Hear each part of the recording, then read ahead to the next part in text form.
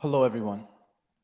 My name is Hero Vincent, and I'm here simply to bring you and be a vessel of truth. This Blck Caucus movement is a stage stemmed from a relentless pursuit of a systematic oppression of our people and our unwavering fortitude and desire to overcome it. We have invited leaders and warriors from all across our community to sit down and discuss the issues that plague us and those that are there to deliberately restrict our advancement and put forth tangible yet radical solutions so that we may once again thrive as a people. So without further ado, with us today, we have a beautiful, incredible international business and success coach who works to empower young Black and minority women by giving them the financial security needed to have a seat at the table. She is a personal freedom fighter and a wonderful woman and a friend of my family, Miss Tonia Marie Lewis. Also, it is a great honor and with great privilege, I sit here and have the opportunity to introduce a young, powerful Black woman who has worked hard as a journalist to give voice to the voices that were not heard, to communities that are afflicted by police brutality and other ailments that are there to restrict us and keep us down, including myself. She now works with RT America, and her name is Ashlee Banks. Thank you, Ashlee. Thank you. It is also with great honor that I can introduce a powerful Black brother who works in media as a producer, giving another voice, a different type of voice, rather sound, to the Black community by producing all genres of music and having a platform for them to share it with the rest of us. It is with great honor I can introduce the 83rd. Thank you, brother. And last but definitely not least, I am grateful and gracious to be able to introduce a young, powerful Black man who walks and is led by God. He works to build bridges and to eradicate and rebuke the evil and the ignorance and the willful ignorance of communities looking to oppress us as well. Again, it is my honor and my privilege to introduce Minister Kier Hopkins. Thank you all for joining me today. We have a little feedback, so we're going to close off the feedback. There we go. So I'd like to begin our discussion. We have a lot of people joining us, and I'd like to begin this discussion by introducing some of you. We're going to start with you, Ashlee, and talk about, you are currently in Minnesota at the protest. Is that right? That is correct, yes. Awesome. I want to I'm know. actually monitoring the situation right now. Your monitor, is something going on right now? Nothing too crazy just yet, but I am waiting. But go ahead, I'm sorry, you were speaking. Awesome. Well, Ashlee, you've been going around to a bunch of different protests throughout your career. I know this because I've been at a few of them, and you've interviewed me a few times as well. Right now, we have seen something that we haven't seen before as far as protest goes when it comes to police brutality and shooting of unarmed Black men. What do you feel is different at this moment while you sit in Minnesota observing the things that are happening there? That's such a great question, and one I don't think that's posed enough. So one thing that I've noticed that's different from other protests that I've covered in recent years is, at this time, at least 4 people have been killed in various protests across the country. And that's not normal. Normally, when an unarmed person is shot and killed, protests don't usually turn into people bringing guns and killing people. And so I know this isn't Black Lives Matter or people who really care about change and looking for justice. It's definitely a different tone. It's something weird. And I've spoken to quite a few people here in Minneapolis as it pertains to like the looting and the burning of buildings, for instance. And they've let me know that they believe and they've seen with their own eyes that the police are doing these things. Undercover police officers, KKK, white supremacists, alt-right people are coming from out of the state and instigating these things in order to have like civil wars and race riots. Because all the people that I've spoken with that are in Minneapolis and actually care about their community, white, Black, Mexican, Somalian, it doesn't matter who they are, they're not the ones doing these things. And so these protests all across the country have turned into something much different. They're really wild. Obviously, they're turning the attention away from the bigger picture, and that's police brutality and the systemic injustice. And when it comes to Minneapolis, I mean, George Floyd is just one incident, right? We know about Philando Castile. We know about Jamar Clark. But there are a lot more Jamar Clarks. There are a lot more Philando Castiles that I've spoken with. And they've told me the stories about their friends and their own stories that they dealt with when it came to the Minneapolis Police Department or the St. Paul Police Department. And so I believe right now what we're seeing is a huge divide on purpose. Of course, I'm going to say that these reports are unconfirmed because I'm a journalist. So I have to say that these are unconfirmed reports of the KKK and undercover cops showing up and doing these things. But nonetheless, whoever is behind these actions, it's driving away from the bigger picture and causing us to focus on, oh, look at Black Lives Matter looting. Look at them stealing from Target and Best Buy and Apple. It's like, wait, are we sure these are members of the Black Lives Matter community doing this? But, you know, that's what the media is doing right now. And that makes for better ratings to show the looting, to show the fires instead of the peaceful protests. I've seen nothing but peaceful protests since I've been here, to be honest. So, what do you think is, who do you think is behind these people coming and agitating? Because it seems like it's more, I do have questions myself. I didn't have this information that you brought to me just now. So this is kind of incredible, but I've had some skepticism about some of the stories that I've seen. Like the truck that was driving on the highway into the crowd of people, but the roads were supposedly closed and blocked off. They So how were. did the truck get there? Exactly. Would be a question that I had. So who do you think is behind introducing these agitators to these movements and these protests? That's a great question. At this time, I have no idea, but I'm going to try to find out while I'm here. But I do know that the police commissioner in Minneapolis went on CNN and stated that he's allowing his cops to go undercover and attend these protests in order to remove the instigators, which I find to be very sketchy. I'm very skeptical of the police department. I'm skeptical really of any political figure that goes out there and speaks. But to me, that's really sketchy. And the people that I've spoken with, which I believe to be credible, are some of the ones who have seen with their own eyes undercover officers looting, undercover officers starting fires. And I know a couple of journalists, local journalists here, that have been completely censored and stopped from spreading information, for example, on social media. And all they're doing is filming what's taking place. They're not adding their opinion. They're not creating deep fakes. They're literally just filming what's taking place, but the information is being censored.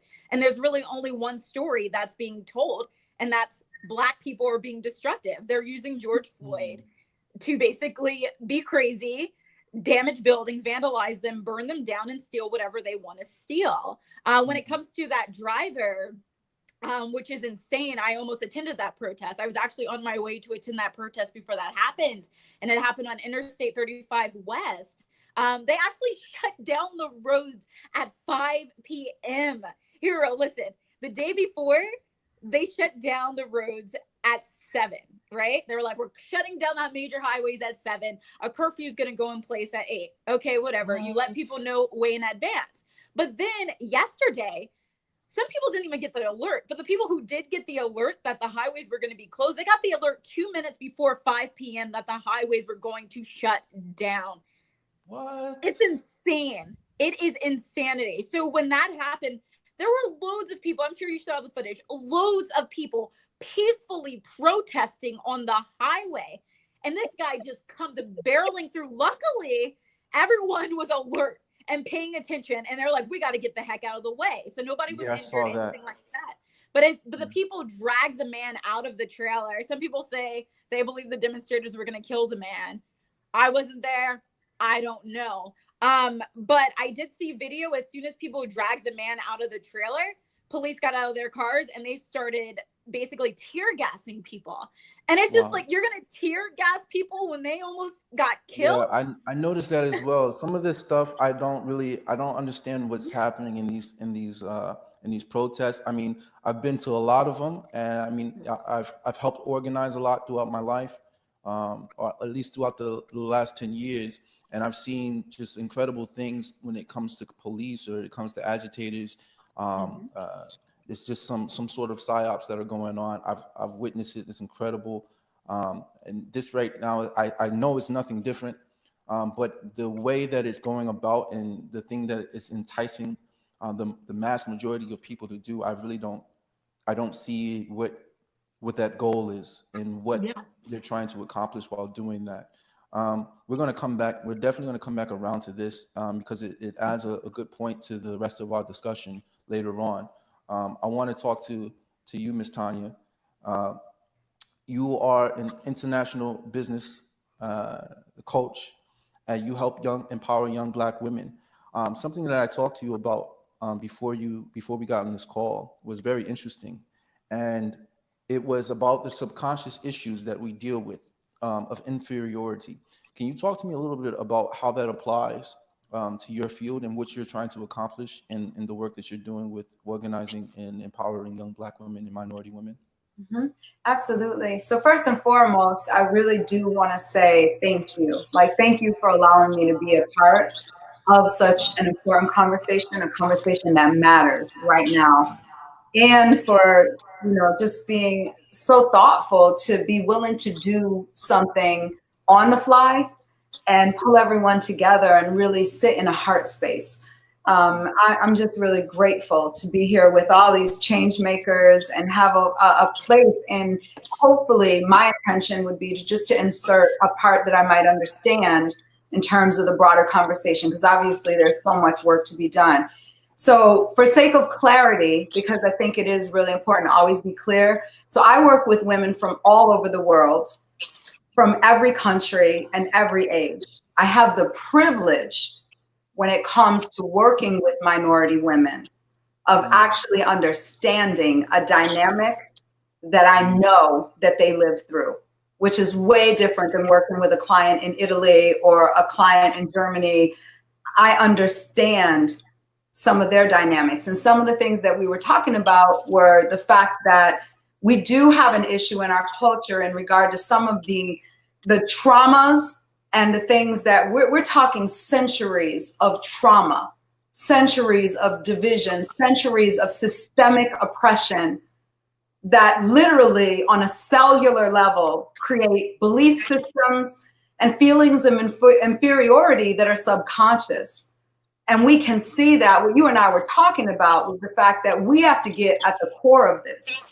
We can't put a Band-Aid on this, and we can't have conversations that don't have meaning. We have to deal with things on a legislative level. We have to deal with things on a police level. This is the only way. And we have to have some serious conversations about money. And that's a conversation that I actually love having, because I know that money touches everything. So we can be we've got to stop over spiritualizing our conversations of money. I am a very devout believer. I'm proud to say that. And I 100%, Lord knows, I for real trust Jehovah Jireh to be my provider. But what I believe is that God gives us wisdom to understand how to create with our gifting and our birthright and our purpose. And it is our birthright to be well financially, to be well physically, mentally, emotionally. And you can't negate one piece and think that a culture is going to work.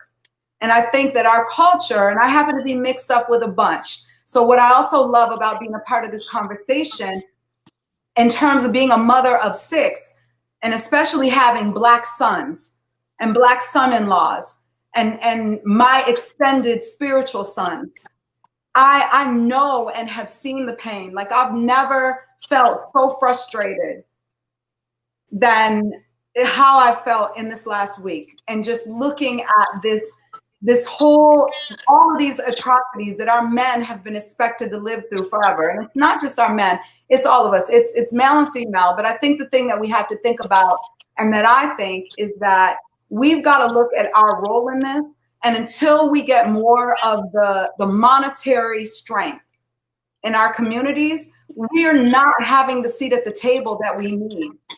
And ultimately, we can't have a voice in shaping the landscape until we're more solid in regard to our earning power and in the way that we steward our money and in the way that we cultivate a community that prospers in a much different way, so that we have a voice and we have empowerment in regard to where our money goes.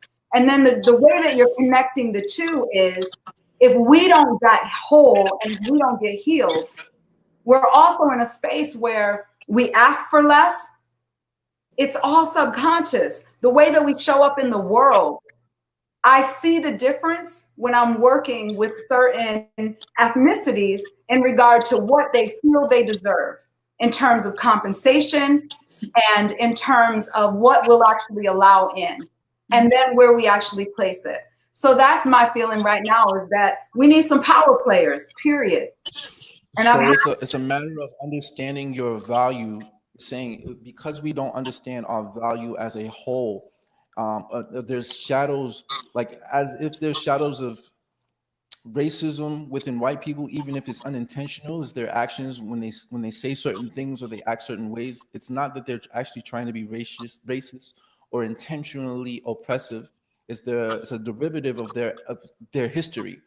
And so our lack of understanding where our power comes is a derivative of our history, our ancestral history, or even just like our generational history.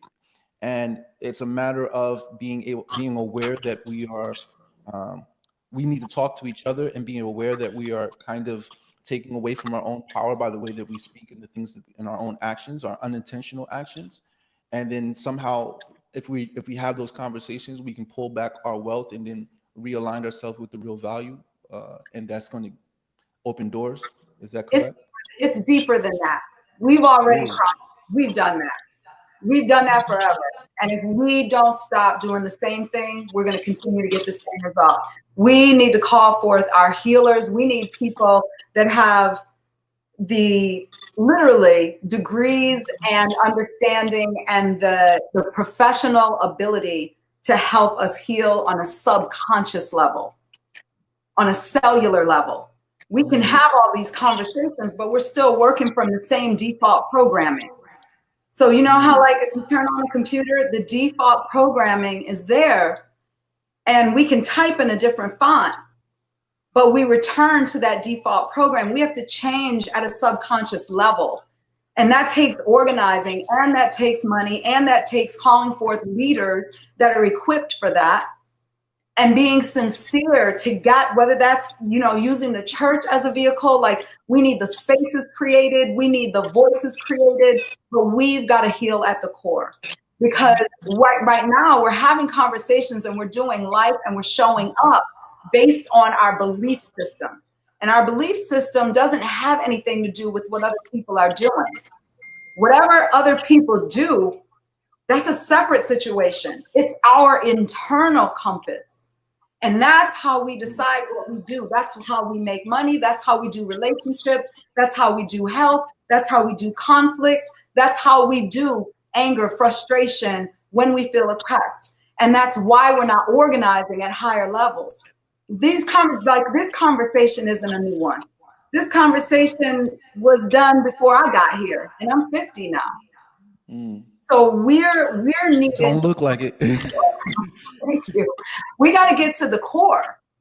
And that's why I know it's about changing belief systems. So we need a different kind of healing, Sean. We need a different kind of conversation. And then we talk about money, mental health, well-being, because you're looking at approaching every situation in our way of being. our current way of being, we have a portion of people, like you've got this gorgeous panel today, and you've got people that can have a conversation consciously. But we've got a whole culture that hasn't had access to a lot of the consciousness and the revelation and the resources that we're even discussing today. Like this would fly like all over everyone's head. So Yeah, well, and my goal, my ambition is to bring it down so that we can have an understanding of what we're trying to get at, because a lot of it, yeah, you're right, it goes over people's head. Even if I try to touch slightly on, even with people who talk politics, they talk Trump this, Trump that, Trump this, Trump that, and don't quite understand that Trump is not the issue. He is a symptom. And if we can address the actual issue and not the symptom, if we don't address that, we'll continue to be sick. But there's you made some very interesting point. I have a question for you, but I want to add it to the main agenda, because the question is going to circle back around. It's going to really open up some doors for this conversation that we're having. But I want to talk to the 83rd, and how you doing, my brother? You're on mute. You're muted. You can take your mic off of mute. Yeah, you're on mute, brother. Oh, can you hear There me? you go. Now I can hear you. Oh, it said that. Okay, cool. What's up, y'all? Blessings. Yo, so right now you're working with building artists, right? You're producing music and you're building artists. My question for you, Okay. is that right now you're working on a project we talked about earlier called the Citizens Defense Act. Is that correct? Did I say that correctly? Yeah. Yes, and the Citizens Defense Act is about bringing accountability and protecting young Black citizens and people of color, minority groups. How is that work going, and what are you doing to achieve that? Well, first of all, just to know, I work with a lot of different artists and creatives in the community. I don't build artists or anything like that. They're already more than enough. I just do my best to help where I can. Bless. But when it comes to that, I just believe we as people, Black people, we need to come together behind unified action, and be really specific about what we want and how we want to get there. I've been going to rallies and everyone's saying FTP. Yeah, we understand. Fuck the police. I've lived it. And so hell yeah, I'm hurt and I'm angry, but I'm tired of being tired, and so I'm trying to work towards viable solution, whatever that may be. So for me, the thing that always comes to mind for me is that we don't have any kind of legislation for the people to protect us from the people that are supposed to be enforcing the law. Who's policing the police? Nobody. We don't have any kind of legislations or laws or any of that. We're in real time watching what unchecked power looks like. You know what I mean? So who writes, even when let's say we're going to prosecute the police, who's going to write the police report? No. Who is going to prosecute them? It's favors. It's the boys clubs. It's the Blue Shield. It's all these things on the inside. She was mentioning earlier, Ashlee, I think it's Ashlee. Ashlee. How you doing? And she was mentioned earlier,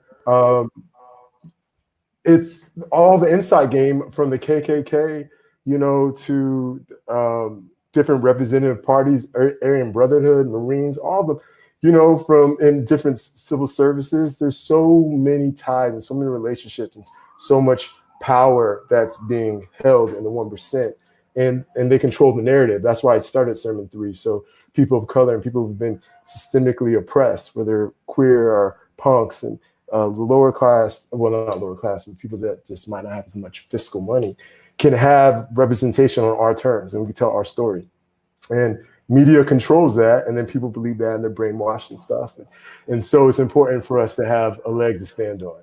And I can't force somebody to look at me like a man, like a human, but I can push for legislation, just like Civil Rights Act allowed certain things to happen so we can have a fighting chance, education, drinking water in certain facilities, riding the bus. Affirmative action said, hey, you might still not like me, but at least you have to pay me. You got to hire this amount of Black people. What I'm saying is with the Civilians Defense Act, the cop has to think, when this passes and we push forward, forward towards it, has thinking back in his head, well, I can be tried to the full extent of the law behind this. I don't have anybody in the boys club to change the report. So it's deep how it works. I think we should have an independent party, kind of like the UK, that prosecutes.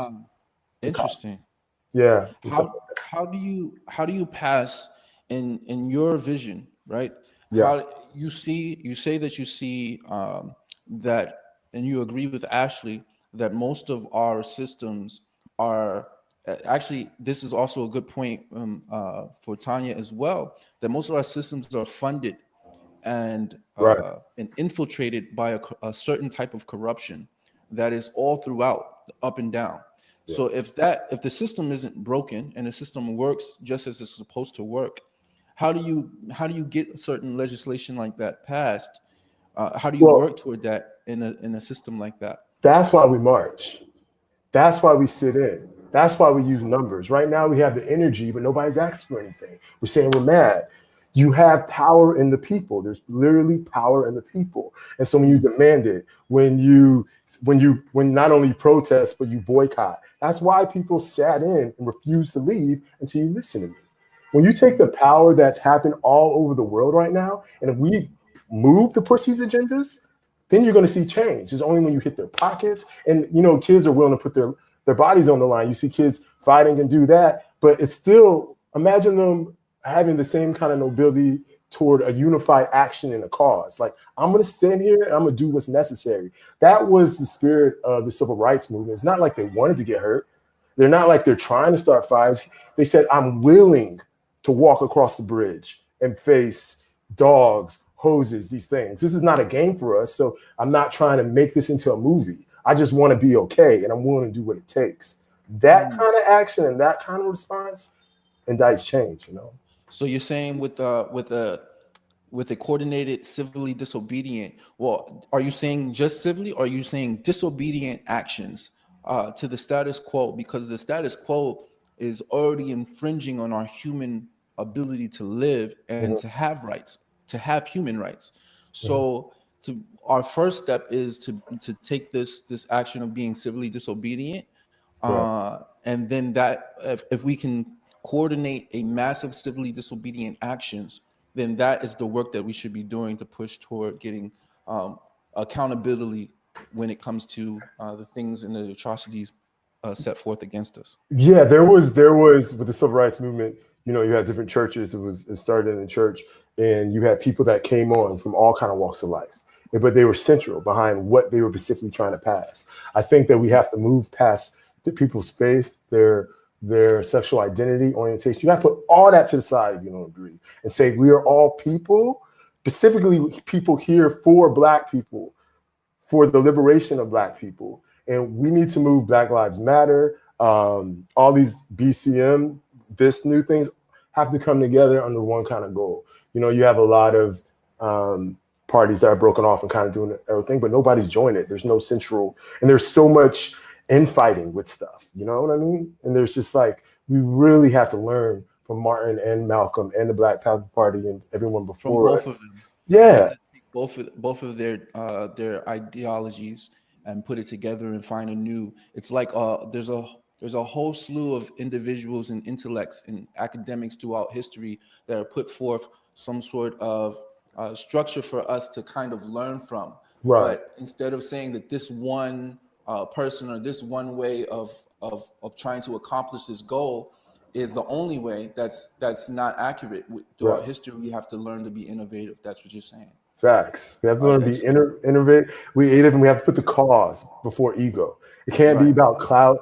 Can't be about talking in front of people. Can't be about you. It has to be about your brother, your sister, the person that's non-binary, whoever you're with. It has to be about the people. It has to be about the people, and in the way that I see the Civilian Defense Act is that the people elect, who the representatives are to prosecute and enforce it. And those people can't be connected, like I said, to the DA. It has to be an independent party that's publicly funded.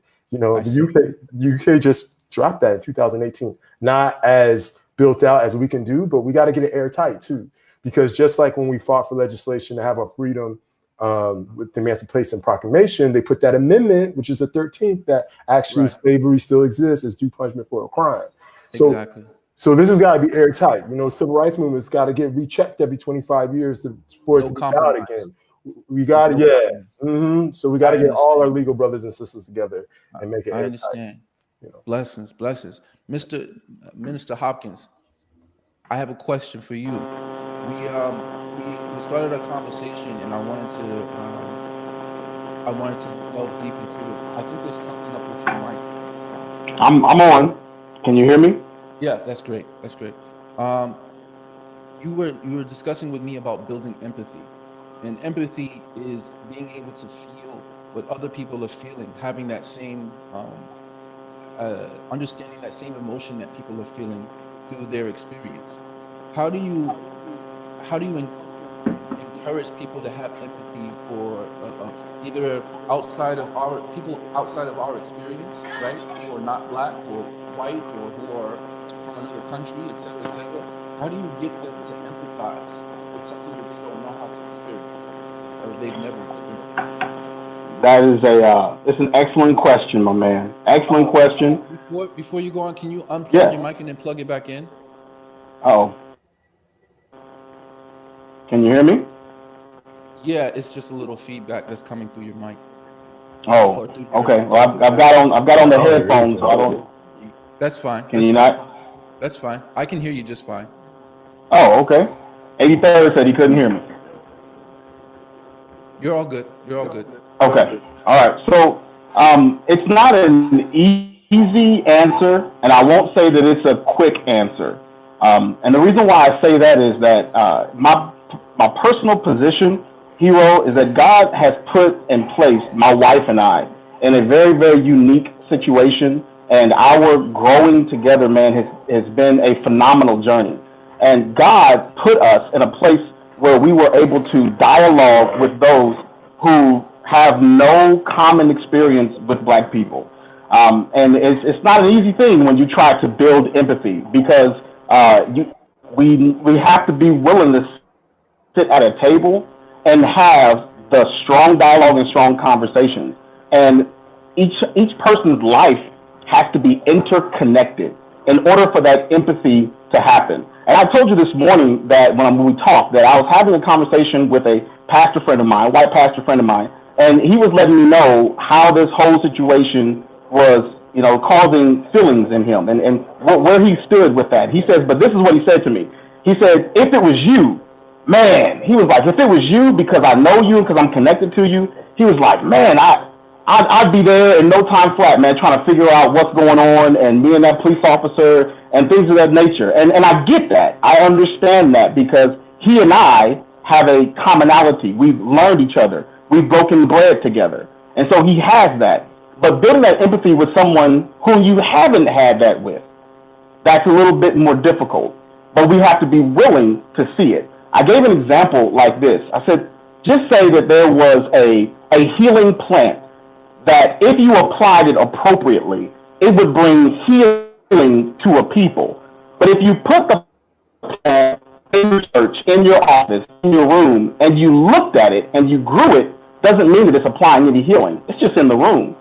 What if it's necessary for us to actually apply pressure and begin to crush that plant and to work out what is healing on the inside? And it requires us to put in the work necessary to bring the healing out on what hurts.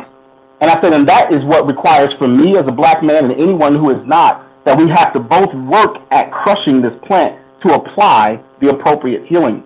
But it's dialogue. I will say, bro, it's dialogue. It takes me as a Black man, one, to not walk around bitter, but to be better, and to have a thick enough skin that I can take a person's ignorance, whether it's willful or if it's passive, and to be able to say, let's walk through and let's work this thing through. Listen, I am a man of God. I heard my sister when she said she had her conviction, and she's a woman of God. She loves the Lord, and I'm with you, because that is me. My life is 100% sold out unto the Lord Jesus Christ, in understanding that he has remade me into a vessel for his goal. And in these times, bro, reconciliation, healing amongst the people, this is where God's people were made for. We're made for this. Problem is, too many of us choose the passive route. Too many of us choose the, as she said, the over spiritual route instead of the practicalities that Jesus Christ walked in. We need the practical things. We need to walk with people. We need to be there. We need to listen, and we need to speak. And we also must be willing for the ultimate sacrifice, even if it costs us our lives, for something greater than ourselves. And we saw that during the Civil Rights Movement, yes. We saw those who were in the church who were willing to pay the ultimate price. It's no different now. We still have to be willing to pay it, whatever it costs. But for me, it's me having dialogue. It's me making the conversations. It's me going into pastors' offices. It's me going into men and women of God and sitting down and talking with them. It's me not getting upset at any ignorant statement that they make, but to talk it through. Because more times than not, when something comes out of a person that's bitter, it's because there's an internal hurt that has not yet been healed. And I'm willing to walk it to find that out. That actually brings me to a good start to the agenda that we have on board today. So thank you everybody for this introduction. You've actually given me you've got a lot to work through. So I'm going to try to speed through this agenda really not quickly, but like flesh it out in a way that's very productive in the amount of time that we have to work with it. So first up on our agenda, I want to talk about the first. It's kind of the places on the first question that I posed to Ashlee, and that was, why does this time feel different?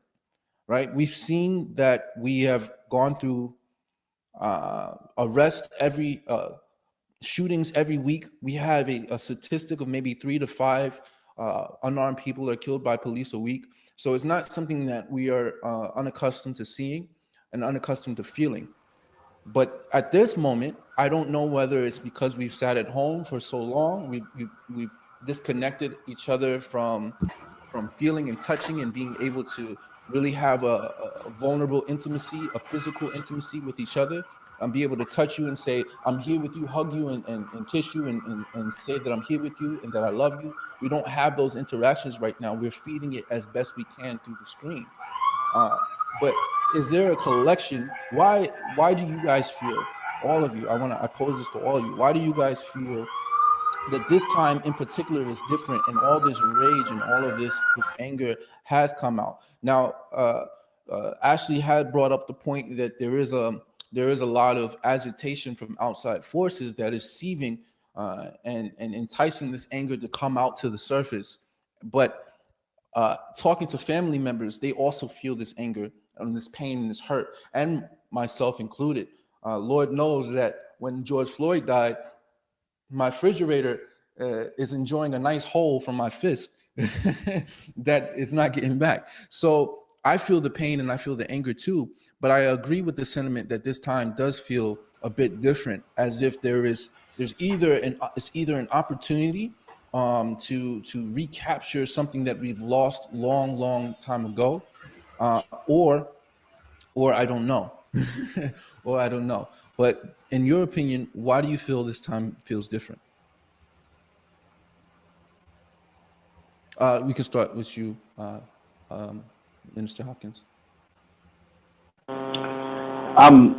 know what? When you said something, and I think that you hit a nail on the head when you said that because we have been in a quarantine and because we have been so disconnected from each other, and like you said, we're trying to fill it out through a screen. Man, it's so tough to be intimate with any person through a screen. I mean, God bless you. I love seeing the reflection of someone, but to be in earshot, to be with that person, there is an interpersonal communication that's necessary and that's needed from people.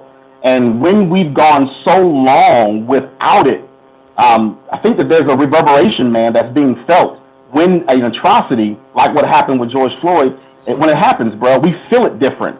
It's almost like when you are in a swimming pool and everyone is in the swimming pool and moving, You can't really feel it when somebody does a belly flop. But if the water is still and someone does a belly flop, man, it splashes different. It changes different because we've been so disconnected from each other. So I think that when you said that, man, that's big one. When we're just missing each other, and it's being felt. It's being felt more now than ever before. Okay. I was actually going to pose the next question to Ashlee, but there has been some breaking news, and so she's having to step off of the feed. So hopefully we can get her back. I'm not sure, but we'll see. She sent me a message. Hopefully we'll be able to see what's going on there, but we'll definitely find out. I want to let you guys go ahead and continue to answer. Tonia, how do you feel? Why is this time different? I definitely agree with my brother, that quarantine just poses a different situation. So we have to look at the psychological aspect. Well, let's back it up. Every time that you put something into a bucket, eventually that bucket's going to overflow. So we're in overflow. Like we've already been compiling, right. But now we've got the perfect storm. Because we have, as for the first time, we're not just like, we didn't just get hit by a virus. We're literally experiencing a global pandemic. Historically, we are everywhere in the world. There's something that's new that was never ever dealt with before. And, quarantine, I know in my lifetime, I've never had this experience. So we have something new. So something's always going to mess with people's psyche when there's change that happens so quickly, and we have to pivot in so many ways. You have families that automatically had to become homeschooling families. Like I homeschooled my kids for 19 years as an entrepreneur, so there are a lot of things that I'm used to doing in the house or having a home base. But there are other people who lost their jobs, now had to become, instant homeschool teachers. And then on top of that, we've got to factor in like global energetic grief and loss. So we really have to anchor in on that. Like we're not just talking about a pandemic that occurred that affected finances. We've lost a lot of people. And the average person, without being equipped with how to deal with grief, just as Minister Hopkins was saying, how do we deal with not being able to touch one another and gather and grieve and love each other and have empathy? We're naturally tribal people. Like we thrive in community. We're meant to be together.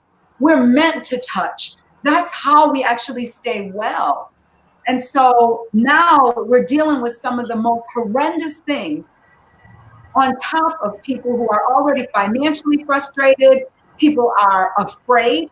Like, let's just really deal with that. Like the real deal is that fear has infiltrated everyone's hearts. Now, to the degree that you're available to stay in fear, to the degree that you're available to be in overwhelm, to the degree that you're available to suffer, or whether or not you actually, find the channels to be well during this, also sets up for how well people fare. So you have all of this going on. It's just like the nastiest mix ever, right? Timing is everything. So when you look at timing, this has been the perfect storm for this to happen. So many atrocities happening while people don't have their communities, while people don't have their normalcy. And if you think about it, they use isolation as a punishment. So we, by default, to isolate, to be well, so to speak, right? We're quarantining, but that already creates adverse conditions to deal with yet another trauma. So these aren't murders alone. These aren't injustices alone. These are traumas. They're traumas, and how people respond when they've had trauma after trauma after trauma. And it's just like, if you think about it, just to simplify it, if you have a broken leg, you're not going to run that race as well. If you have to pick up speed, you can't. If you have to go longer and go harder, you can't. And that's the condition of our people. One, we've been heartbroken and disappointed for forever. Right. And now you put everyone in isolation. And then we have to factor other things in too, guys. We have to really look at, are people drinking? to, you know, to just cope, because not everyone has the spiritual tools or has the tools of how to deal with being more conscious and elevating. Like, everyone's not praying and meditating and walking in nature. Yeah. Like of us might be, right? We have our outlets, we have our communities. We're figuring out how to pivot. We're figuring out how to pivot financially. We're figuring out how to pivot with our health. We're figuring out what's the opportunity during this time. How can I make a difference? How can I help people in my leadership fare well? So that's a small percentage of us. The average person, the average individual, the average family, therefore the average community has been in trouble. And then we have trauma after trauma after trauma happening. And people just don't know how to deal with that pain. This frustration, everything, it's just boiled over. It's boiled over, and we don't even have our normal spaces to go gather. So it's heartbreaking when you really think about it. There's an interesting video going viral right now, and I found it interesting, and it's with three black men, 146, 31, and 16. And the 31-year-old, the one in the middle, he's yelling at the 46-year-old. I guess he was destroying something in the 40s. They're yelling because they're angry, they're mad, they're upset. They're not fighting with each other, but you can tell like there's tension in the air. It's just not with them, each other. And the 31-year-old is yelling at the 46-year-old, this is not the way. And the 46-year-old is saying, well, this is all I got left. We've tried every other way. We've done this. We've sat on our knees. We wore T-shirts. And this is all I got left. And I'm willing to die because, you know, he's saying that he's going to be a martyr. So the 31 goes to the 16-year-old and he says, he's angry. He's 46. In 10 years, you're going to be angry too. This is still going to happen again. This is still going to happen in 10 years. So I'm asking this of you. He's 46. He's angry. I'm 31. I'm angry. You're 16. You're angry. So at 16, I'm asking you to do this for me. Find a better way. So for me, I sit here and I'm looking at the world in chaos. The world, because it's not just here. It's everywhere. There's this massive oppression. I was watching it happen throughout last year. Protests in Chile, Algeria, Libya, all over the world. There's these uprisings happening in Hong Kong and just all over. And it seems like, you know, we get to a boiling point. Is there a need? Is there a need for, I don't want to say violence, but is there a need for some sort of aggression to be happen so that we can have an opportunity to gather attention and gather each other with our anger? When I fight, I try to center my anger. I try to center all the things and all the atrocities that I've been faced with in my life, and I channel it. I'm blessed because I have martial arts to be able to discipline my mind and center my actions. And when I get in the ring, I say, nobody has the right to beat me because they ain't seen what I seen. You know what I'm saying? Right. So is there a need for this aggression to be had? But there's also in that need for that aggression to be had, there's a need for us to be able to show the disciplined way of centering that so that we can aggressively attack whatever is there to take our heads. I'll pose it to you. I'll let you start, the 83rd. Two things. Yes. I want to say this time is all it is highlighting what America is already built on. So the veins of America are showing itself and we have time to watch. You know what I mean? And so we're watching, you know, what we already know. And so, you know, people are sick and tired of being sick and tired. And so, you know, how do you not be sick and tired is the question, right? You know, do the same thing over and over and it doesn't work. You keep doing it, it's insanity, right? So we're trying to find effective solutions to work. I think it's a matter of, if you do strike, be potent, be ready. You know, Hong Kong is a good example. They're protesting, but again, under unified action, and they've done their research and they're all working together and they have their own kind of communication on burners and they're moving in ways and things are changing. Haiti, there has been revolution. Haiti was the first Black republic. This is way before social media. You know what I'm saying? In the 19th century, they overthrew the colonizers, you know, without one phone, you know, and so it's shown us in the past that it can work. But if whatever you do it fully, do 100%. Wherever you go and wherever you do it, and do it in love. And I do believe in righteous anger. You know what I'm saying? So, yeah, I do think that's why Malcolm and Martin, I believe, both had a lot of valid points. I think some people are confusing protests, saying I have to harm something or harm myself to show that I'm really about this, when I think a lot of the protests that we looked to in the past, the reason behind it, again, was they were willing to do what was necessary for whatever point that they needed to pass. And so wherever that took them, it took them. Right now, we don't have any kind of unified, we're not asking for anything. We're just saying we're mad and we're punching a wall, you know? So that's what I think. I think those things can be peaceful. I think it's powerful. Imagine 2,000 brothers walking in Brooklyn with their hands up, quiet, down the middle of the street, not asking for a part, but just moving or chanting, "I'm not a threat." Imagine, you know what I'm saying? And then what happens, and you move and you make, you have to pivot because, you know, police might be upset there's not a permit and then things happen, but there's intent there. There's got to be intent. And if it does move to a civil war, like a lot of the Aryan race does, and people have to be aware that that is a possibility too. And you have to, again, move in love and unified action. But that's not a pretty thing. That's quit your job. That's get your military training. That's real stuff. Yeah, and it's I think hard. people can glamorize it until they're in it. You know what I'm saying? Because people will die. That's a real thing. Military states, all that. America has never had it on our land from like the way you're seeing tanks roll down in Minneapolis right now. Telling people get in the house, shooting rubber bullets at people yesterday. We ain't never seen it like that. They ain't got that real for us, by us. You know what I'm saying? With a militarized state. So yeah, well, Ashlee brought up an interesting point, that there is one of the things that's different that we haven't seen ever before in these movements, in these protests, is that since it started, we've had 4 people die already, right, around these protests. And to me, that's already an indication of where we're at and what we're headed toward, right? And so, or where what we're already in. Maybe it's already a civil war. But the way that I see it, I can't help but imagine that even this process that's taking place right now of introducing Black people to a conversation, smart, intellectual Black people, and then me having the experience that I do have in organizing, in fighting, and all the things that I've already been through, I pose a threat.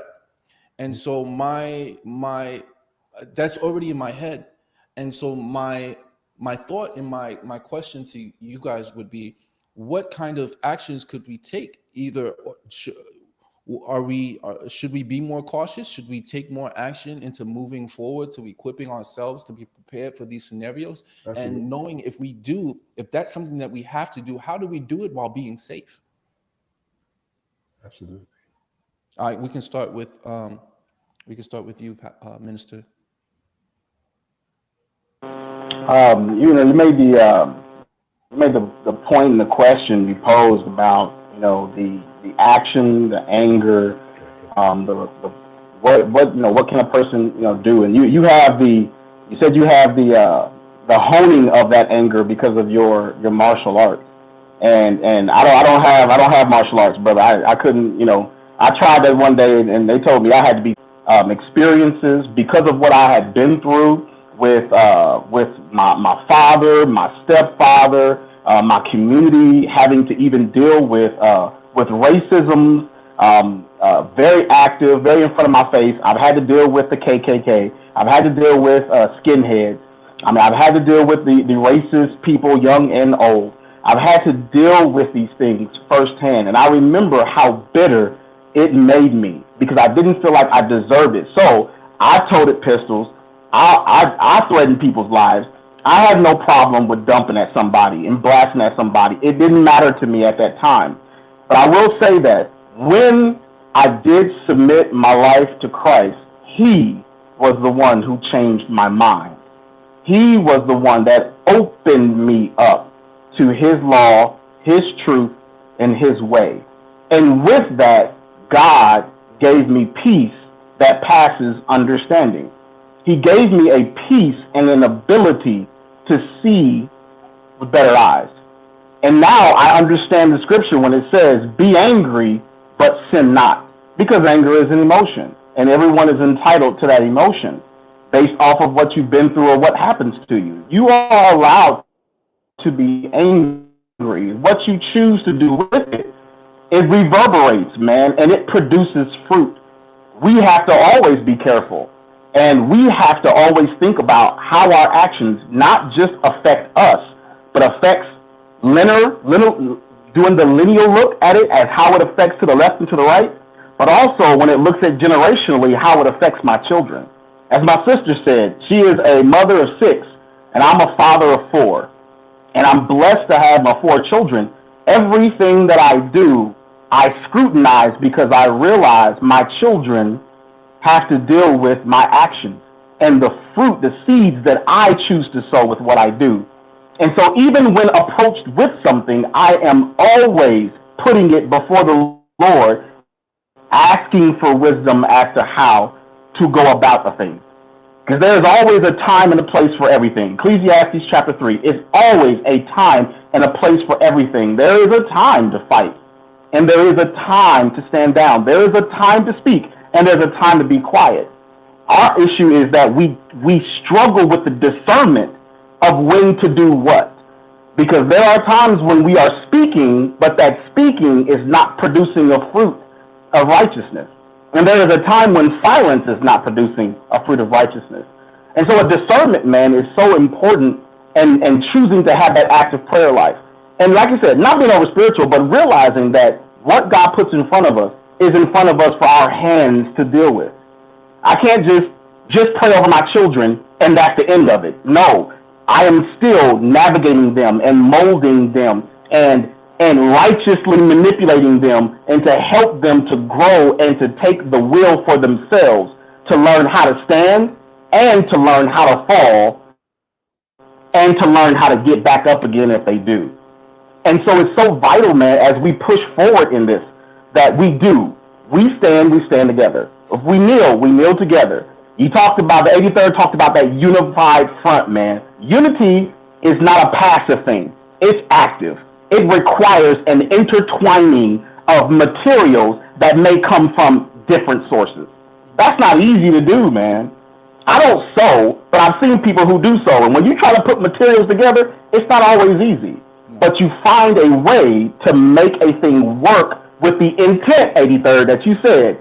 The intention must be pure. It must come from a source greater than ourselves. Right. It must look beyond ourselves, bruh. And so here's why we must do it. This is what we must do, and we do it on purpose. I'm not the smartest person in the world. I would never claim to be. I often, I feel inferior to a lot of people because, man, I only have a bachelor's degree, and there's so many things I don't know. I have an ignorance to plenty of things. But I will say that what God has opened my mind up to, I am 100% in full conviction of it. And I will push forward in what God has given, because it's not about me, it's about Him. And the people are a product of Him. And so I want to see God's glory, and I want to see God's people pushing forward. But you push forward according to His word, His will, and His way. And so, yeah, man, be angry, but sin not. Act, yes, but so also have discernment of when to do it. So it's a matter of having patience and realizing when you have patience and you ask God to lead your steps, then you'll know the time where it's time to raise your fists. It's time to start training. It's time to, start kicking, protecting yourself, gathering the supplies and all the things that you need to sit back. And then also because you're doing that, and it's because you have the discernment to know it's that time that you'll be protected while you do it. It's not going to be something of your own volition. It's not going to be something of your own will to go out and grab a gun and grab, knives and tools so that you can protect yourself. But it's rather, it'll be revealed to you when it's a necessity for you to actually have those tools in place. And as you gather those tools, whether it be physical or mental tools, that space your steps will be orchestrated so that you'll be safe enough to do that. Is that what did I hit the nail on the head? Yeah, man, you hit that nail, brother. That patience, man, because that's a virtue that many of us lack, is the ability to wait peacefully and to have an ability to say, is it time? My children often, my children range from 10 to 16, and my 16-year-old has a little more self-control than my 10-year-old, just a little bit, not much, just a little bit, and so my 10-year-old, Daddy, is it? And my 16-year-old will say, hey, when Dad's ready, we'll do it. Why? Because he's walked with me long enough to know my heart and my mind and my way. And so for those of us who have walked with Christ, walked with God longer than those who have not, we are the ones, through wisdom, to show those who are younger, that 16-year-old in your example, to show them, listen, I know you may feel this way. I know you may see this, but this is what wisdom says. And you got to have an ear for wisdom. I see. Well, I was posed a question by the audience, and the question was, with all that's happening, the tearing down of, and this question would be, I think, best answered by Tonia, is an inquiry on the state of capitalism, and capitalism is thriving off of the oppression of others, right? That's the only way that capitalism can survive, right? So capitalism, in order to make it to the top, you have to have, in order to be a billionaire, you have some company doing something that it shouldn't be doing, right? You have you have Amazon, Bezos, you have these Sony companies, they make chips in Africa, doing slave labor in Africa, whatever. There's something that's happening within the company that they know is happening in order to make it to that state. So on the ground, we see a residual of that effect, right? We see people are upset, people are angry. We see massive amounts of poverty. At least right now, we saw an incredible bailout for corporations and CEOs to go out and do their own will. It was a looting, and I use those words very specifically.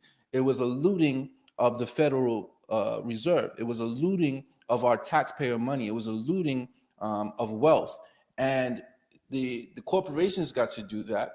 And now here we are at the bottom, while everybody else is trying to pick up what they can and take what they can. Is this a accurate? Is this a valid excuse for capitalism to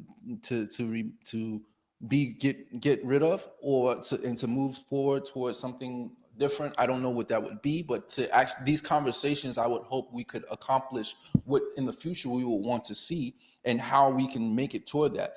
So if we are doing away with the system that is constantly trying to oppress us, because we know the division is on purpose, right? It's created. All these inside things,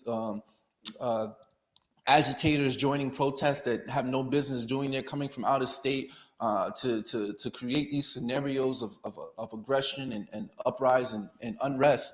We know that's happening purposely so that it can cause a divide. And these conversations within our communities can't happen, right? So is this now a valid excuse to do away with that old system and start moving towards something new? And if it is, what is it that we want to see come out of it? How do we work toward that new society? Tonia. Wow. So I mean, this is such a loaded question, but let's sit and see if we can compartmentalize a little bit.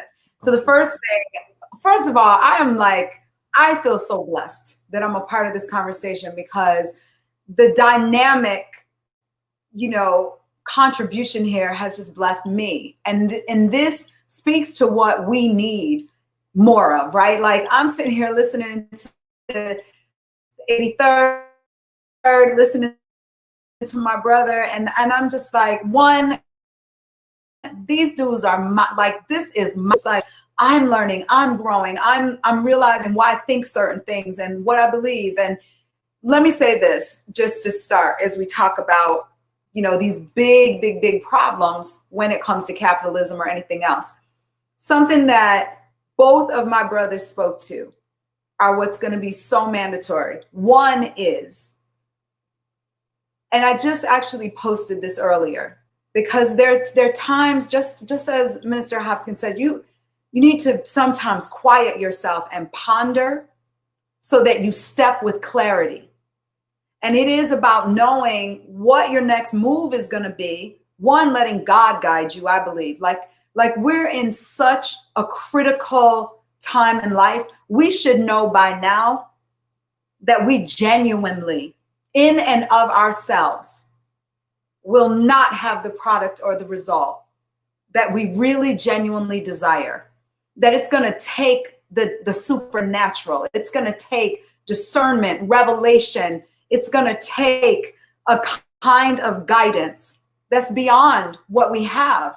And that's available to us. That's available. That kind of wisdom is available. It's available, one, because of how we're created, and it's available, two, because we commune with God.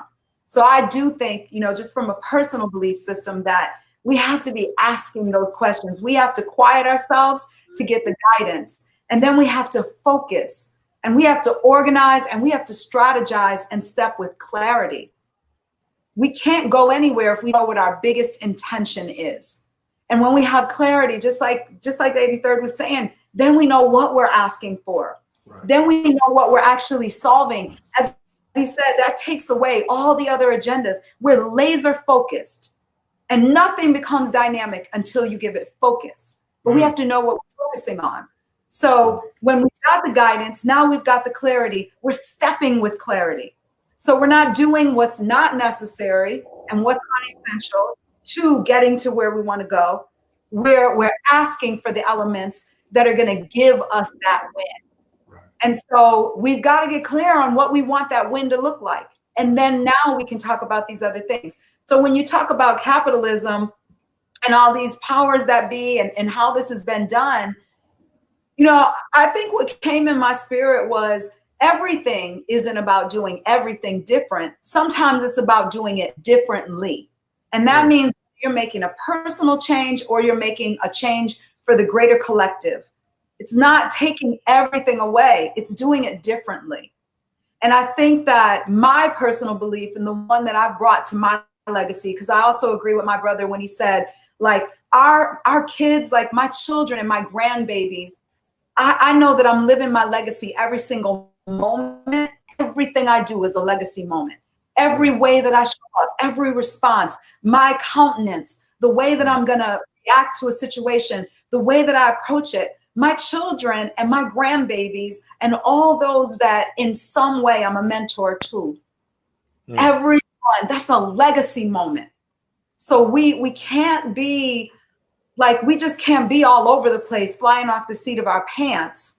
We have to be grounded. We have to cultivate whatever our change is going to be from a place of true objectivity, without the anger we feel, without the rage we can even feel at times that we spoke to. That all of it's understandable. We have to honor it. We can't even judge it at this point. We have to honor every single feeling, every single emotion for everyone's individual experience and then the collective experience. And unless we get good at that, we don't have that empathy that my brother was talking about. But we're just not grounded enough in the other thing that I think was one of the most powerful things that the 83rd talked about. And I just did a hashtag, my own little makeup, unite wisely. Mm-hmm. We don't just want to unite, we have to unite with wisdom. Who are we linking arms with? What are we linking arms with? I can't just get in collaboration with you. Like in my 20s, I left home at 15. So growing up and getting on my own at 15, becoming in so many ways a product of my environment, just as Brother Hopkins was talking about, like doing things that were just learned because of the nature and the environment that I was coming up in, and trying to sort out all of the havoc of all the households, the community, the experiences. There wasn't really the opportunity to be well informed enough to make a decision that actually created the life and the kind of legacy that I really genuinely desired. And so then you go and you link up with more people who, while they have the right heart and you understand their pain, are also misguided. So we have to unite wisely, and we have to be with people that are willing, just as the 83rd said, like that this conversation is all inclusive. It's not one race. It's not one faith. It's we got to go beyond our lifestyles. Like, that's what I love about my life. That in all the seasons and all the decades I've walked through, I just feel like I relate to everyone. I feel like in everyone, I can feel their soul, their energy, who they are, and relate in some way, because we're more alike than unalike. So when we want to talk about fixing systems, I think that where we have to start is with ourselves.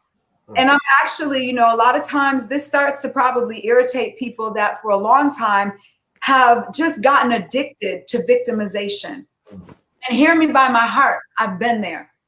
I've been there in a younger and a less wise scenario of not realizing my own inherent power.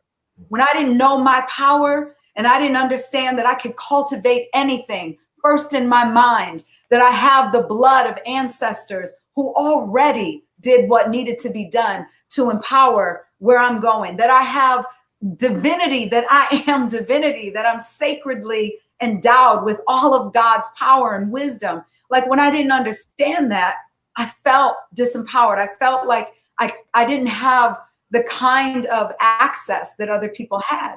And the reality is, and again, I want everyone that's listening to hear me, because I'm speaking to you from love. You don't any longer want to walk in a posture of disempowerment as if you lack any good thing to change your circumstances. You're actually in a better position than the majority of us that came before you, because now you have a level playing field with social media. You have all these free platforms to learn just about anything you want to do. Millionaires and billionaires are created every single day who take the time and decide to seek what it is that they really, again, are intending to become. So we can't wait for governments and cultures and people to give us our right. It's our birthright to have freedom. It's our birthright to cultivate the freedom that we don't see. We have to be the change that we want to see, which means creating our own economy. Right now, becoming an entrepreneur, that's an everyday thing. I mean, I've been an entrepreneur for 30 years now and run my own businesses, but genuinely, there is so much access that we can't play victims, guys. We cannot sit around and do the blame game. We have to take 100% responsibility to skill up. We got to skill up. That's the bottom line. We have to skill up in our knowledge of the things we don't know. Just like our minister Hopkins said, like, what we're great at, we're great at. What we're not, we have to get better. We can't wait for things to get better. We have to get better. So it starts with every individual deciding to heal, deciding to get a stronger faith in whatever. You know, I'm not here to tell anyone what that looks like. I only stand for what I know has worked and what has resonated in my life as the greatest choice that I ever made. And what I do believe is that everyone has the luxury of choice. So if you start to see that you have choice, you can feel more empowered. You don't feel like a victim. You don't feel like the systems that be have all the power. That's an illusion too. Is there power? It's an illusion of power. I like to say this a lot. They don't really have power. It's an illusion of power. And when you believe that illusion, that you giving away your power. So when you believe that they can't take it from you, then it won't be done. They have no power over you. Even if they take you and lock you up and throw you in jail, that doesn't mean they have power over you, because those are external things that you can't control in the first place. But the things that you can control is your mental fortitude and your spiritual fortitude and your physical fortitude. And as long as you equip yourself to build those things up, no matter what's on the outside or the external, it cannot break you down, because you've already become equipped and prepared to deal with it. So that means your power is there and it can't be taken from you. I want to know, you said something interesting about unite wisely, and it touches on a good point. I mean, we are organizing all these different protests all around the country. And I've partaken in protests, I've organized protests, I've organized rallies, I've done this for years. one of the things that I know that happens is a lot of times these organizations and these protests, they become the actual thing that's trying to utilize to incite change instead of being a tool for the things that are happening in the background, right? So the protest should be utilized as a tool to bring voice to the issue, not to change or the actual action that makes anything actually happen. So how do we unite wisely? What should we create to unite wisely in this time of organizing these different what does that look like? I'll pose that question to you, 83rd. What does that look I don't like understand to the question. You have lost me. huh? What's the question? I don't. How in this time of organizing rallies and protests, a lot of it is operating autonomously, right? So people are just kind of showing up and doing their thing. How do we create a structure? What does it look like to create a structure of uniting wisely? And how can we make that happen? If I was to say, all right, tomorrow I want to organize, I want to unite us as people wisely. What does that look like, and how do I put resources to I it? think it has to come first from the Black community. The pulse of it has to come from the Black community, and what I mean by that is that allies are important, you know, and that it's great that they're helping where they can and stuff like that, you know. But the central brain of it, what are we demanding as a people? There's power in us demanding what's rightfully ours and us connecting the dots. You know what I'm saying? And being the ones in leadership there, saying the things that are necessary, holding hands and doing that, and then the things around that can pad and come with. So we've got to come together. What that looks like, I think it has a lot of things that are off the grid. I think we got to do our homework behind the scenes.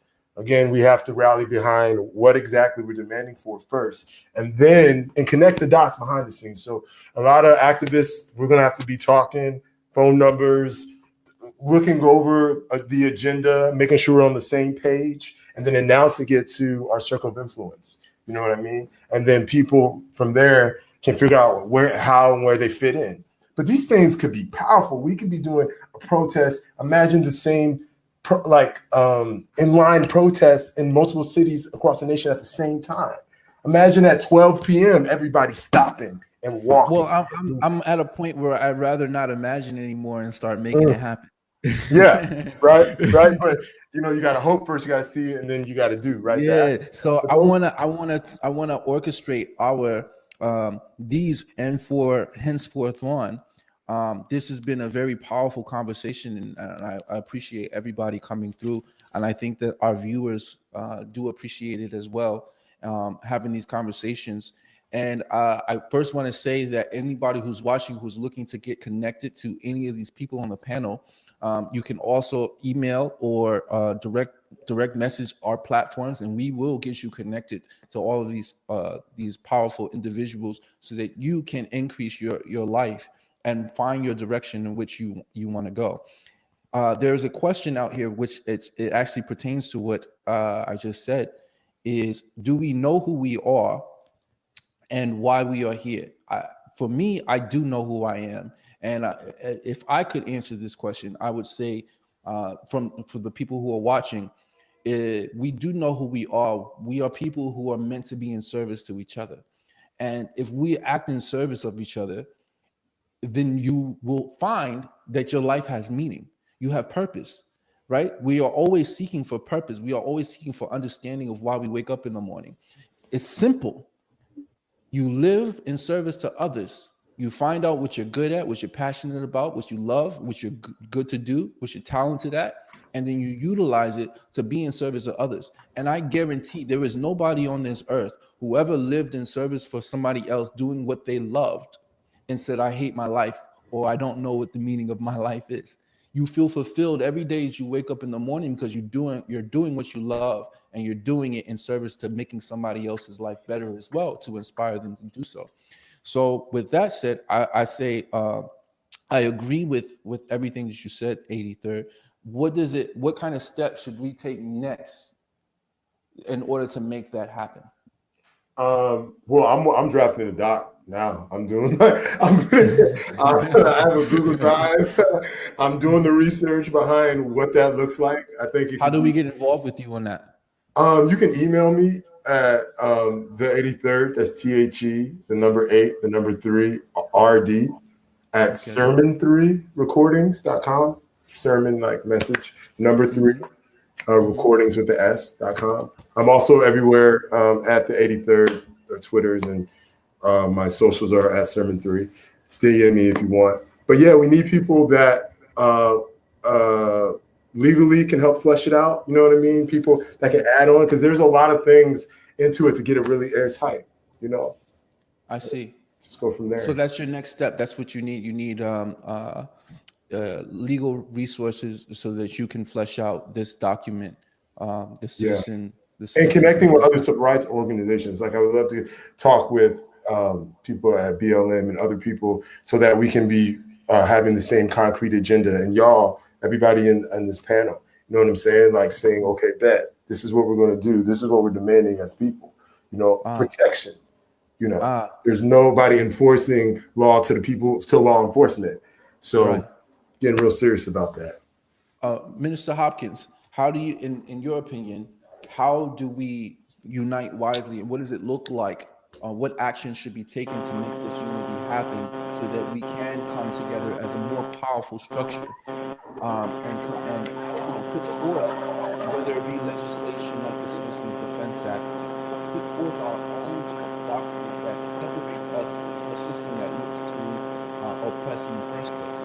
Because we know that we've done this many times before throughout history, and yet here we are today having this conversation. So what does that look like to you, and what action should be taken next? Oh man, that's a loaded question. I wish I had the certain kind of platforms that other people do have. I don't necessarily have a platform. What I can do is I can say it like this: if the body is made up of multiple parts that all have a purpose, there are some of us who are made to be hands, to reach and to grab. There are some of us who are made to be feet. We're made to put things into movement. There are those of us that are made to be the arms that extend the hands out to do what the hands need to do, to grab. And then there are some of us that work on the inside, that allow the outside to do what the outside does. And the wisdom to know where you're placed, because then there's nothing more confusing or even possibly destructive than one part of the body choosing to do something it wasn't made to do. And to discover what you are, the part you are to play. Like, I believe myself to be an internal worker, man. I mean, I can be an external, but I love being an internal worker. I'm an agitator. I really am. It's crazy. My name is Kier, and the word Kier is Old English washing vat for yarns and for cloth and for materials. So I'm an agitator, but by nature and in my name, I'm an agitator. I can't help myself. I love to move things on the inside and to have the conversation that someone else isn't willing to have. And like I said, you talk to me, I'm about building bridges. And I hear the 83rd when he says that it's got to start with that Black community, to know what you're demanding, to know what you are looking for. What is it that you're asking for? And we need to have that part, to know exactly what you need, to be specific. Right. Even as a Christian, as a follower of Jesus Christ, I don't come to God with blanket prayers. I come to a living God with specific prayers, and I talk to the Lord. If I got a piece of me that ain't working, or I got an ailment in my foot, I don't say, Lord, just heal me. The pain is in my pinky toe, and this is what I need you to take care of. We have to be specific as to what we're looking for, because even if my children, they come to me and say, Daddy, I'm hungry. Well, there's some crackers in the pantry. Eat them. But what they really wanted was a bowl of cereal. Ask me for the bowl of cereal. Be specific with me and tell me exactly what you're looking for. And like you said, 83rd, that specificity, as my sister said, nothing becomes dynamic until there is clarity. We need to be clear as to what it is necessary. Now, I'm old school in a way. I'm not 50, my baby girl, but I'm a decade under you. I'm 40 years of age. And in that, I understand a principle. It takes two to tango.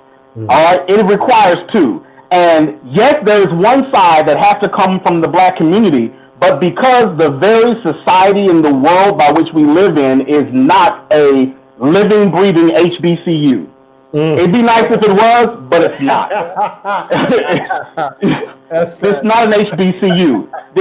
This is life, and it encompasses two. It's more like Baskin Robbins than it is an HBCU. 31 wonderful flavors out there, and we need to be with our people and recognize that even though yes, it's an injustice that's done towards a specific type of people, but the solution doesn't just lie within one people, because there are more that history has taught us, even with the civil rights, that it required more than just brown and black faces in order for the civil rights to live, breathe, and move forward.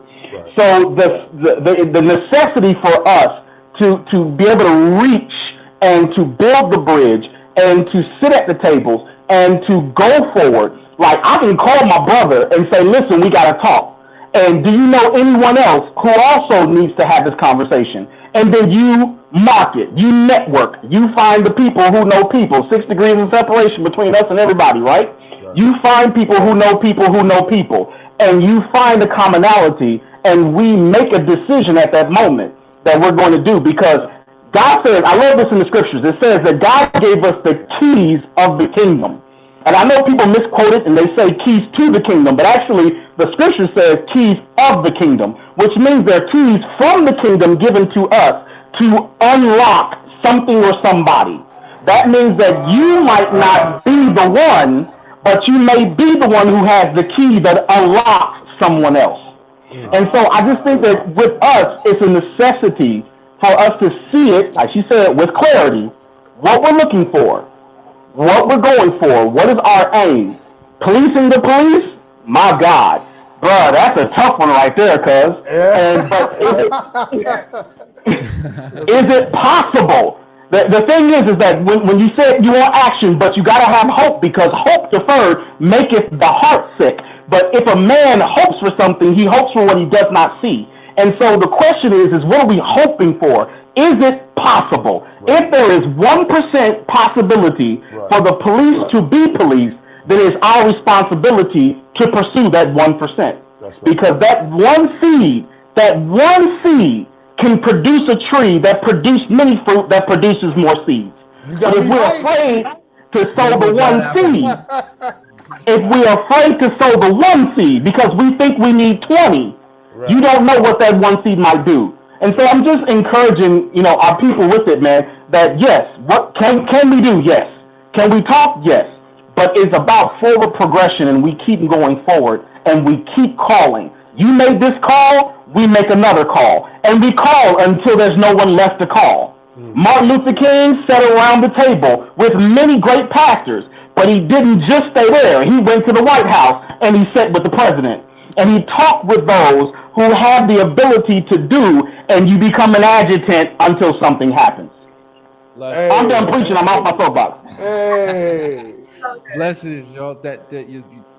I can't state enough how powerful your words are and have been in a time where we're all seeking understanding of what's going on around us.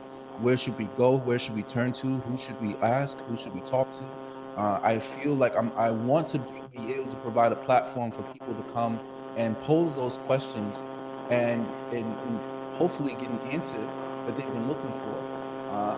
Like Tonia said, I have no place and no right to tell anybody what they should believe or what they should go, but I do know what has worked for me. And so that's why I have created a space where I can introduce people who not only have I don't want just similar frame of thoughts that I have. I want somebody who's going to challenge my frame of thought and make me better and uplift me, because I need to learn as well. I need to be able to bring all these voices together and make it part of myself so that I may become a better vessel. And so I hope that's what the structure that we're creating right now. Finally, I want to pose this final question to you, Tonia. What is it specifically that we should demand in this time so that we may be able to see some of those things happen? What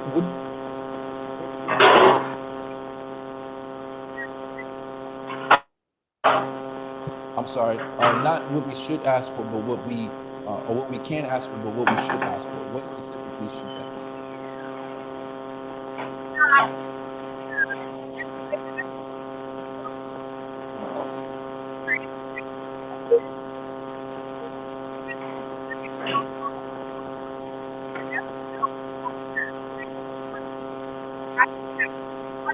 We talked about today, well, a couple things. I mean, we talked about so many things that they are, to me, there isn't anything else. If we're going to reverse engineer, it does have to go from policing the police. So I was so grateful when I heard that today, because that's the conversation that my family and I, just within our core little tribe, that's the one that we've been having. And ultimately, as I've prayed, as I've sat quiet on this, it's like you've got to get to the core of that. There's no recourse right now. Right. That's why we can have crowds of people stand around and watch literally a group with power and authority to take care of us and to protect us be the actual perpetrators over and over and over without anyone feeling safe enough to run interference.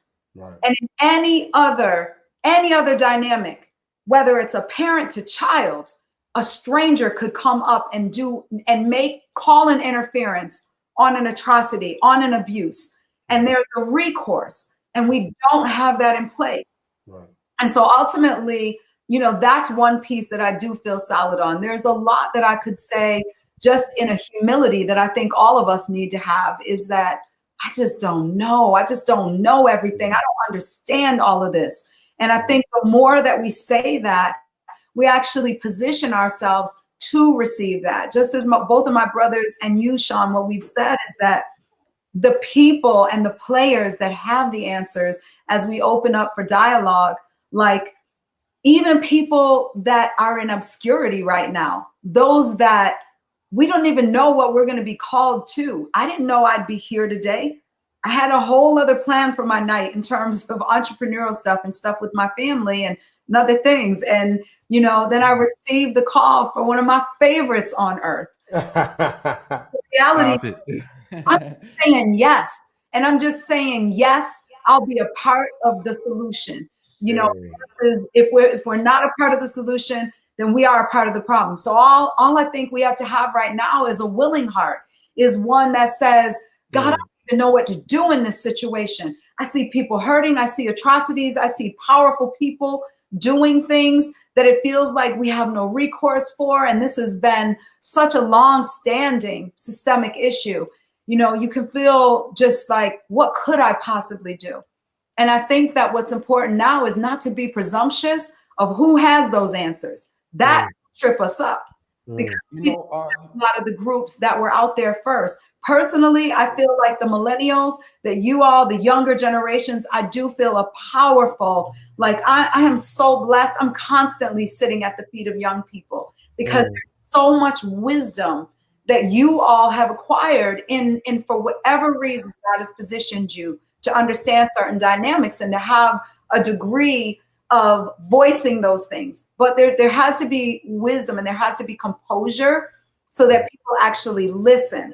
Because that's what sometimes goes a little sideways, is that sometimes the composure and the way to cultivate that hasn't come together. And so we've got to do better with that. But that said, we got to be able to say that we don't know.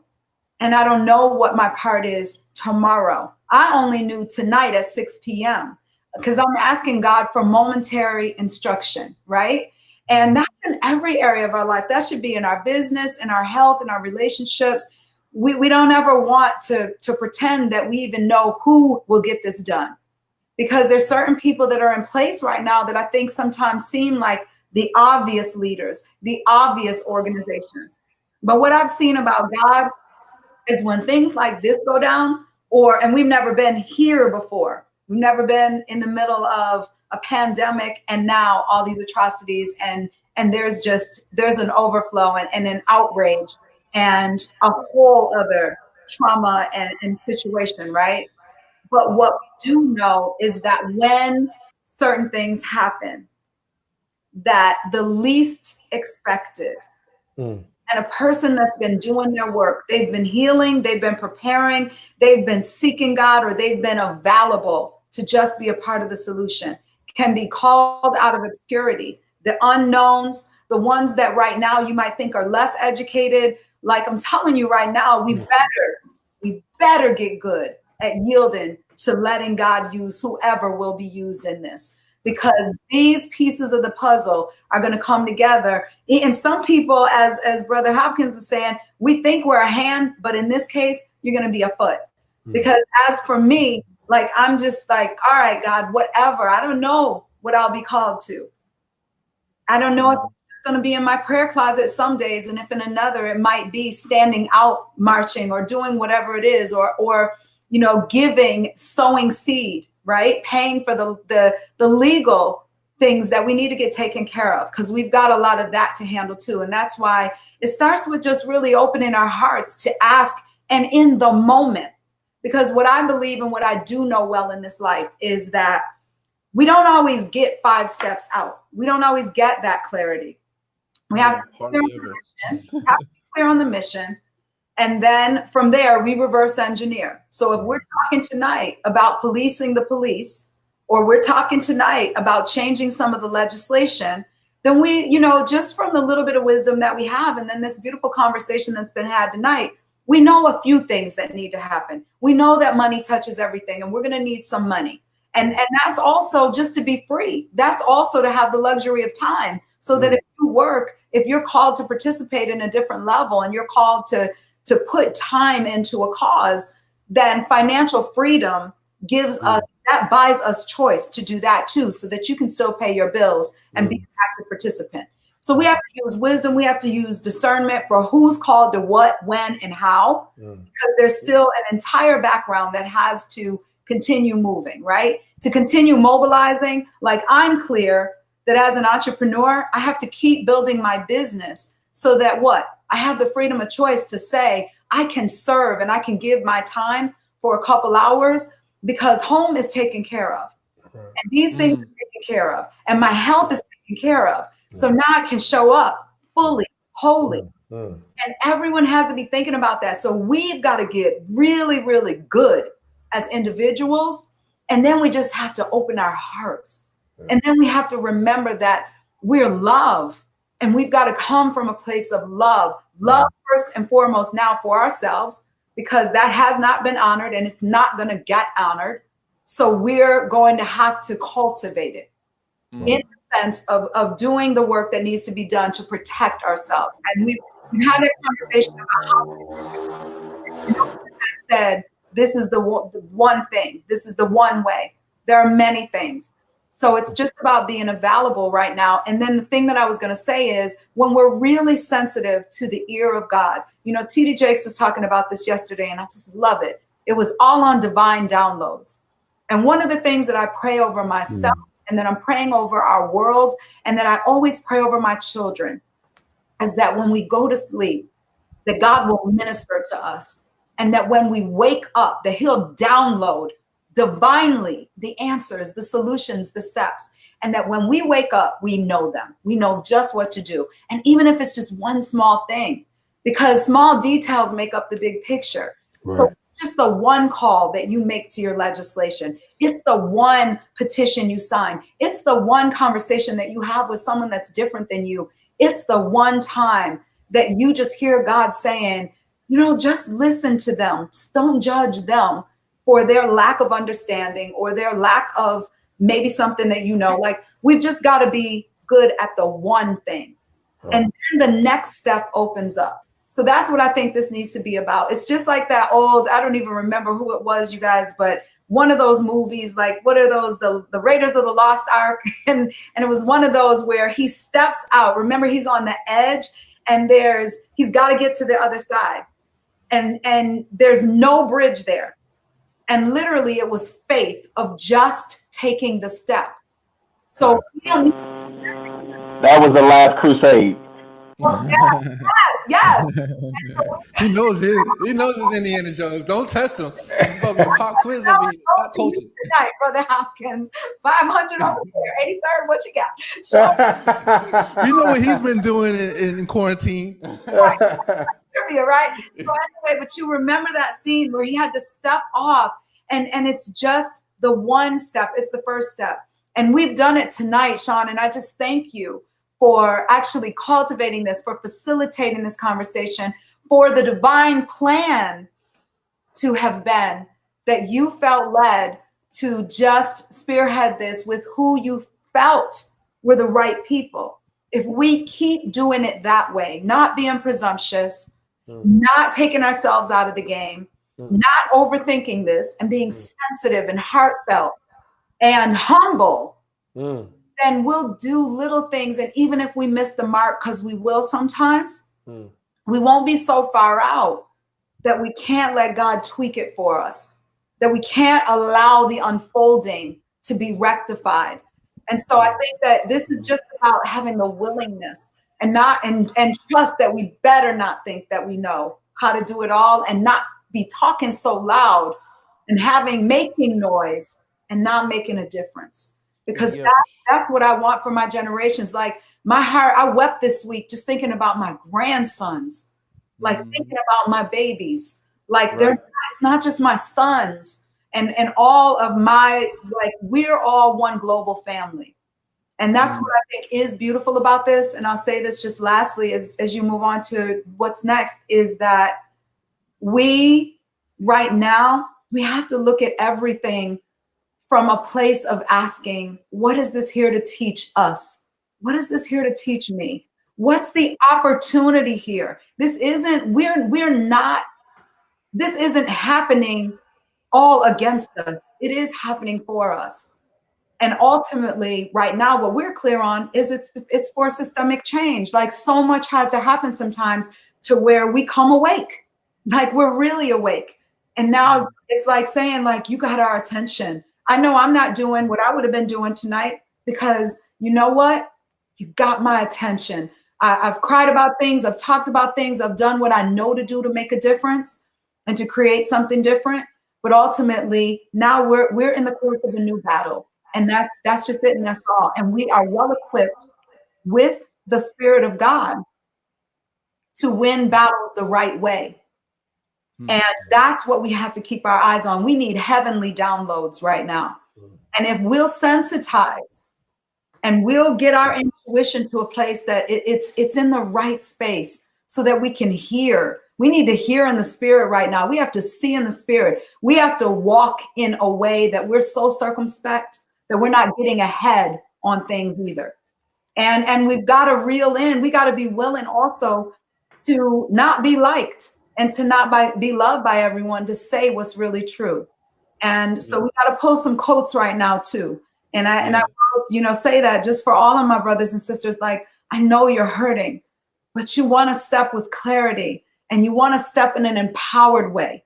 And you've got to become more empowered and more of yourself in the most beautiful way, so that you can promote a healthy rectification of this. Because otherwise, we're going to have unnecessary bloodshed, unnecessary incarceration, and we're tearing our communities down in that way. We know that we might have to pay some prices. I'm praying to God to have the strength to pay whatever I'm called to pay. So what that looks like, and what that might look like for one of my children, or what it looks like already with the controversial conversations that they're having, to hold people accountable, to see people for what they really are instead of what we want them to be, and to honor that process entirely. But I think that we've got to be smart, and we get to play a better game. We get to be better. We get to do it different than what some of it has just been done recently, because some of these dynamics, we're really we're sabotaging ourselves. This is the plan, and this is the whole reason why I've put this together, is so that we have a better way, and we can discuss these ways that we can build something that's bigger and more secure than we've had within our lifetimes. We have family who talks. I have family who's working in politics, who talk politics all the time, and it's just the same old thing. It's the same old story. And if I was to look outside today, I would ask them, what is different than the last 50 years? What is different today than has been different in the last 50 years by going through those avenues? And I would say nothing. We're still out here on the streets. We're still getting lynched. We're still getting killed. And so isn't it time to start thinking of a better way? And this is the platform that I hope to provide, figuring out this better way. And with that, I want to say thank you to all of you who have joined this stream. I want to thank everybody who has helped me organize this so quickly. Everybody, you don't really understand.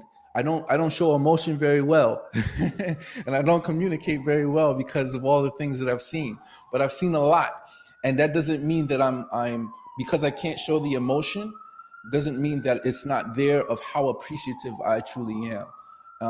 It's just something that's hard for me to deliver. But I can definitely say it. I've seen a lot of crap, and I felt a lot of pain.